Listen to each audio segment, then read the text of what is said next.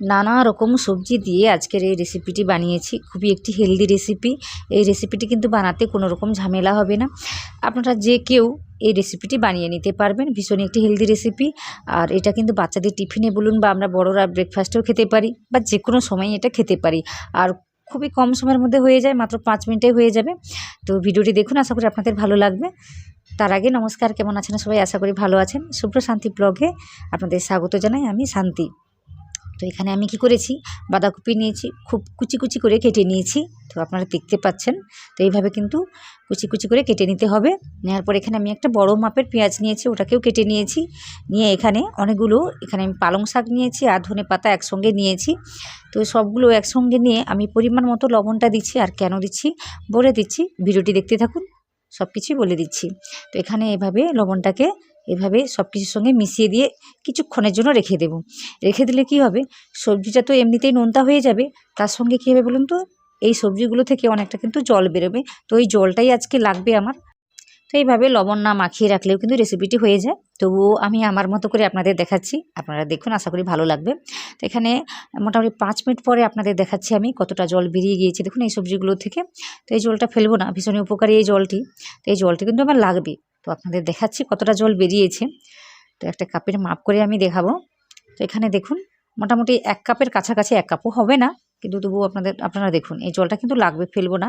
তো এখানে আমি আজকে কোনো রকম ময়দা, আটা, সুজি কিছুই ব্যবহার করিনি। আজকে আমি চাল ব্যবহার করেছি। তো এই চালটাকে ভিজিয়ে রেখেছিলাম আমি 3 ঘন্টার মতো। ওটাকে ভালোভাবে একটা পেস্ট করে নেব। তো ওর সঙ্গে কিছু মশলা আমি মেশাবো, যেমন ধরুন ওই গোটা জিরে, আদা আর ওই কাঁচা লঙ্কা আর জলটাকেই দিচ্ছি আমি। তো এই জলটা এই কারণেই আমি নিয়েছি, এমনিতেই চালটাকে বাটতে গেলেই কিন্তু আমার জল লাগতো। তো সে কারণেই জলটাকে দিয়েই আমি পেস্ট বানিয়ে নেব। আর এখানে আমি কি করেছি, একটু সেদ্ধ আলু নিয়েছি, তারপর দিচ্ছি একটা পাতিলেবুর হাফ, ওটাকে ভালোভাবে রসটাকে নিয়ে নিচ্ছে এভাবে। তো এই আলুটা দিলে কিন্তু এই রেসিপিটি ভীষণই নরম হবে, সফট হবে, খেতে খুবই ভালো লাগবে। আর শুধু চাল দিয়ে বানালে অতটা নরম হয় না, কিন্তু এই আলুটা দিয়ে দেখবেন ভীষণই সফট একটি রেসিপি আপনি তৈরি করে নিতে পারবেন। তো এখানে সব কিছুকে ভালোভাবে পেস্ট করে নিয়েছি এইভাবে। আর এখানে আমি কোনো রকম জলের ব্যবহার করিনি, কিন্তু পরের বারের জন্য যে ব্যাটারটা আমি তৈরি করে নিয়েছি ওটাতে কিন্তু আমি জল ব্যবহার করেছি, যে কারণে একটু সাদা সাদা দেখতে লাগছে। তো এইভাবে কিন্তু আমি সমস্ত চালটাকে এইভাবে বেটে নিয়েছি, আদা লঙ্কা সব মিশিয়ে, আর লেবুর রসটাও দিয়েও আমি পেস্ট বানিয়ে নিয়ে তারপর কি করেছি, ওই সবজিটা আমি দিয়ে দিচ্ছি, ওই বাঁধাকপি, পেঁয়াজ আর পালং শাক, ধনেপাতা যা কিছু দিয়েছি, দিয়ে পরিমাণ মতো লবণটা দিচ্ছি। যেহেতু সবজির মধ্যে লবণটা ছিল, তো সে কারণে আমি বুঝে শুনেই দিচ্ছি। দিয়ে ভালোভাবে সব কিছুকে মিশিয়ে নিচ্ছি। তো এইভাবে, আর এখানে অনেকটাই কিন্তু গাঢ় লাগছে ব্যাটারটা, সে কারণে আমি কি করেছি, আরও 2-3 চামচের মতো জল নিয়েছি। তো জলটা বুঝে শুনে দিতেও পারেন, বা একটু পাতলা হলেও কিছু যায় আসে না, কারণ এখানে আমি আরও একটা জিনিস মেশাবো। তো আপনারা দেখতে থাকুন, সেখানে কিন্তু জলের প্রয়োজন হবে সে কারণে। আর এখানে আমি কি করব, 2 ভাগে ভাগ করে নিচ্ছি ব্যাটারটাকে, কারণ একসঙ্গে আমি অনেকটা বানাবো না, তো পরে পরে বানাবো, সে কারণে আমি কি করেছি 2 ভাগে ভাগ করে নিয়েছি। আর এখানে আমি কি করেছি, ইনো নিয়েছি, তো এই কারণে 2 ভাগে ভাগ করেছি আমি। ইনোটাকে দেওয়ার পর কিন্তু ব্যাটারটাকে বেশিক্ষণ রাখা যায় না, তো সে কারণে আমি ব্যাটারটাকে হাফ করে নিয়েছি। তারপরে আমি কি করেছি, আরেকটা ইনো রেখেছি, ওটা পরের যে ব্যাটারটা আছে ওটার মধ্যে মিশিয়ে রান্না করব। তো কী করেছি, ওই ইনোটা দেওয়ার পর কিন্তু এইভাবে জল দিতে হয়। তো সে কারণে বলছিলাম, বেশি পাতলা করলেও কিছু যায় আসে না, কারণ ইনোটা দেওয়ার পর কিন্তু একটু জল দিতেও হয়, দিলে কিন্তু ভালো অ্যাক্টিভেট হয়। তো এইভাবে মিশিয়ে নিয়ে আমি কি করেছি, প্রথম থেকে একটা কড়াই গরম করতে রেখে দিয়েছি। তো এইদিকে চলুন, এটা কিন্তু রেখে দেওয়া যায় না, সঙ্গে সঙ্গে কিন্তু বানিয়ে নিতে হয়। তো আমি কি করেছি, 2 দিকে 2টো কড়াই বসিয়ে রেখেছি আমি। তো একটা কড়াই আপনাদের করে দেখাচ্ছি, একটা কড়াইতে তো কি করেছি, আমি ওই 1 চামচের মতো তেল দিয়েছি, দিয়ে এইভাবে 2 চামচের মতো আমি ব্যাটার দিয়েছি, দিয়ে এইভাবে আপনি যেমনভাবে শেপ করতে চান, পাতলা মোটা যেভাবেই রাখতে চান সেভাবে রেখে এভাবে ঢাকা দিয়ে মোটামুটি 2 মিনিটের মতো হতে দেবেন। আমি একদম কি বলবো, এটাকে লো মিডিয়াম করে রেখেছি গ্যাসের ফ্লেমটাকে।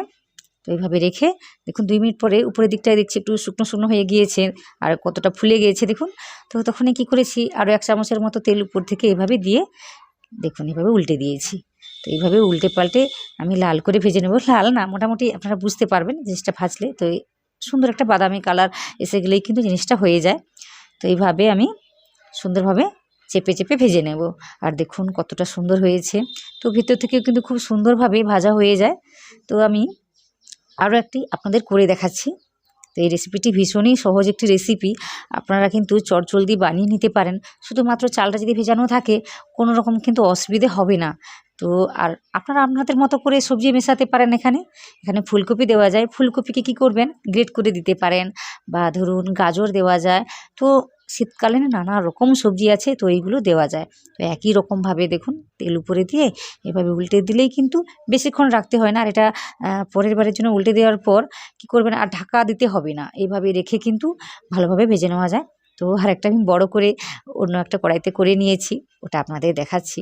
তো এইভাবে কিন্তু আমি করে নিয়েছি। তো এখানে দেখুন কতগুলো তৈরি করে নিয়েছি আমি, ছোট বড় সব রকম করে বানিয়েছি। আর যেগুলো বড় ওইগুলোকে এই ত্রিকোণ শেপে আমি কেটে নিয়েছি। দেখতে ভীষণই ভালো হয়েছে। এগুলো কিন্তু বাচ্চাদের টিফিনে দিলে বাচ্চারা ভীষণই মজা করে খাবে, আর সমস্ত রকম সবজিও কিন্তু খাবে, খুব সহজে খেয়ে নেবে। আর আমরা বড়রা আমরা তো খেতেই পারি এটা। আর আলুটা দেওয়ার জন্য কতটা সফট হয়েছে দেখুন, ভীষণই নরম তুলতুলে হয়েছে। আর ঝালটা যদি দেওয়া যায় না এই রেসিপির মধ্যে খুবই ভালো লাগে। তো আমি অল্পই দিয়েছি ঝালটা, আপনারা কিন্তু ঝালটার পরিমাণ বাড়িয়ে দিতে পারেন।